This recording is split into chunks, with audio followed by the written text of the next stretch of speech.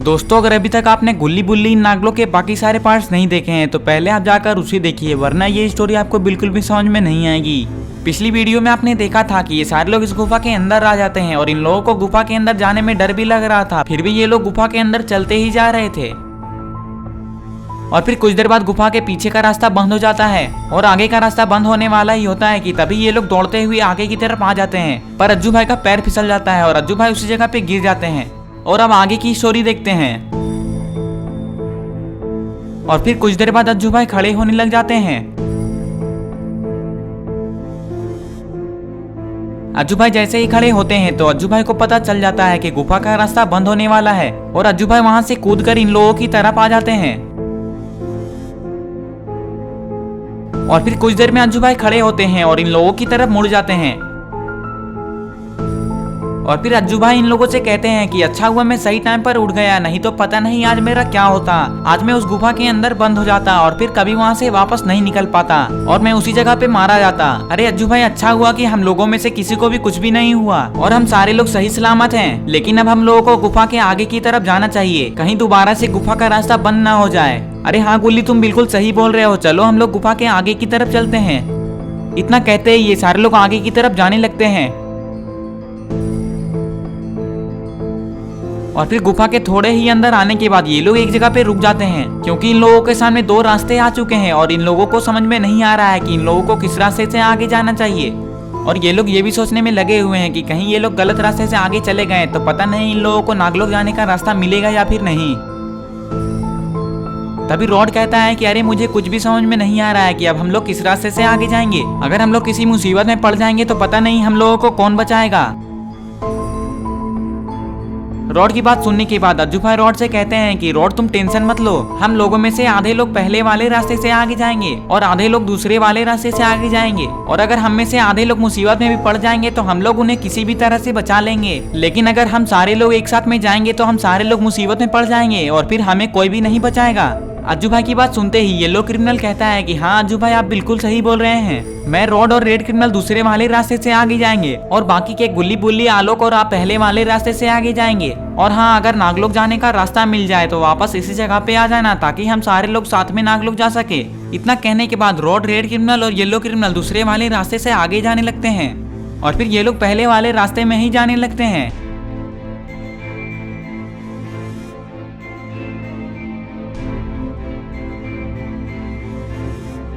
और फिर कुछ देर में ये लोग एक अजीब सी जगह पे पहुंच जाते हैं और ये लोग उस जगह को अच्छी तरीके से देखने लग जाते हैं और इन लोगों को समझ में नहीं आ रहा है कि इस गुफा के अंदर ये किसने बनवाया है और ये जगह तो देखने में बहुत पुरानी और अजीब लग रही है।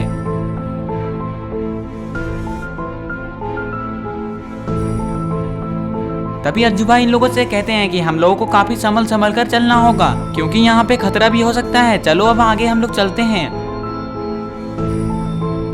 अज्जू भाई की इतना कहते ही ये लोग आगे जाने लगते हैं। कुछ देर बाद ये लोग सीढ़ियों के पास आकर खड़े हो जाते हैं क्योंकि इन लोगों को ऐसा लग रहा है कि सीढ़ियों के ऊपर ही नागलोक जाने का रास्ता है।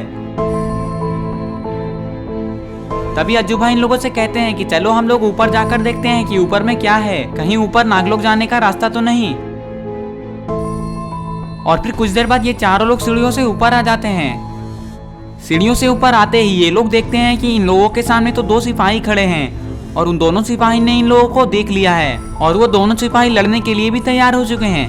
पर इन लोगों को ये समझ में नहीं आ रहा है कि ये सिपाही यहाँ पे क्या कर रहे हैं। अरे ये क्या, यहाँ पे तो एक आदमी बैठा हुआ है और उसके बगल में दो सिपाही खड़े हैं, शायद ये आदमी इस गुफा का राजा है। और फिर ये दोनों सैनिक इन लोगों को पकड़ने के लिए इन लोगों की तरफ आने लगता है। और फिर कुछ देर बाद ये दोनों सैनिक इन लोगों को पकड़कर राजा के सामने ले आता है। ये लोग जानबूझकर सैनिकों के हाथों पकड़े जा चुके हैं ताकि इन लोगों को नागलोक जाने का रास्ता मिल सके। जैसे ये सारे लोग राजा के सामने आते हैं तभी ये राजा खड़ा होता है और अपने सिपाहियों से कहता है कि ये लोग कौन है और तुम दोनों ने इन लोगों को पकड़कर मेरे पास क्यों लाया है। राजा की बात सुनते ही एक सिपाही कहता है, महाराज हम लोग दोनों वहाँ पे खड़े होकर पहरा दे रहे थे, तभी हम लोगों ने देखा कि ये लोग सीढ़ियों से ऊपर आ रहे थे तो हमने इन लोगों को पकड़कर आपके पास ले आए। मुझे लगता है कि ये लोग हमारे महल में जासूसी करने के लिए आए हैं, आप इन लोगों को जो सजा देना चाहते हैं वो दे सकते हैं। अगर ऐसी बात है तो इन लोगों को काल कोठरी में ले जाकर बंद कर दो जिससे कि ये लोग भाग ना पाए। इस राजा की बात सुनते ही गुल्ली बुल्ली, आलोक और अज्जू भाई काफी ज्यादा डर जाते हैं। तभी गुल्ली राजा से कहता है कि महाराज, हम लोग यहाँ पे जासूसी करने के लिए नहीं आए हैं, हम लोगों को तो नागलोक जाना है। गुल्ली की बात सुनने के बाद वो राजा कहता है कि मुझे तुम लोगों की कोई भी बात नहीं सुननी। सिपाही, तुम लोगों ने सुना नहीं क्या? बंद कर दो इन लोगों को कालकोठरी में। और फिर कुछ देर बाद ये दोनों सिपाही इन लोगों को पकड़कर कालकोठरी में बंद कर देते हैं। ये लोग काफी ज्यादा डरे हुए हैं और ये लोग ये सोच रहे हैं कि इन लोगों को बचाने के लिए रॉड, रेड क्रिमिनल और येलो क्रिमिनल यहाँ पे आएंगे या फिर नहीं। और इधर ये तीनों लोग चलते हुए गुफा के काफी अंदर आ चुके हैं, पर इन लोगों को अभी तक कुछ भी नहीं मिला है। थोड़ी देर बाद ये तीनों देखते हैं कि गुफा के आगे का रास्ता तो बंद है, अब ये लोग आगे कैसे जाएंगे। इन तीनों को कुछ भी समझ में नहीं आ रहा है कि ये लोग अब क्या करेंगे। तभी रॉड इन लोगों से कहता है कि अब हम लोग आगे नहीं जा सकते हैं क्योंकि आगे का रास्ता बंद है, चलो अब हम लोग वापस उसी जगह पे चले जाते हैं। ये तीनों लोग इधर उधर देख ही रहे होते हैं कि तभी येलो क्रिमिनल रॉड से कहता है कि रॉड देखो यहाँ पे क्या है, मुझे लगता है कि ये एक लीवर है, अगर हम लोग इस लीवर को खींचेंगे तो शायद ये दरवाजा खुल जाएगा और हम लोग आगे जा सकेंगे। और फिर येलो क्रिमिनल उस लीवर को खींच देता है और थोड़ी देर बाद ये दरवाजा खुल जाता है।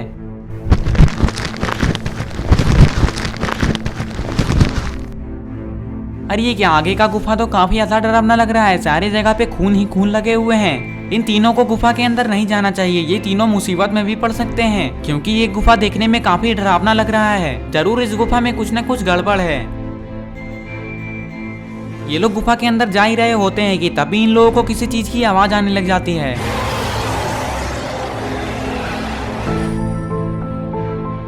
ये आवाज तो बहुत ज्यादा डरावनी है, पता नहीं ये किसकी आवाज है। अरे ये क्या, ये कौन है? ये तो कोई मॉन्स्टर लग रहा है, पता नहीं ये मॉन्स्टर अब इन लोगों का क्या करेगा। कहीं ये मॉन्स्टर इन लोगों को खा तो नहीं जाएगा।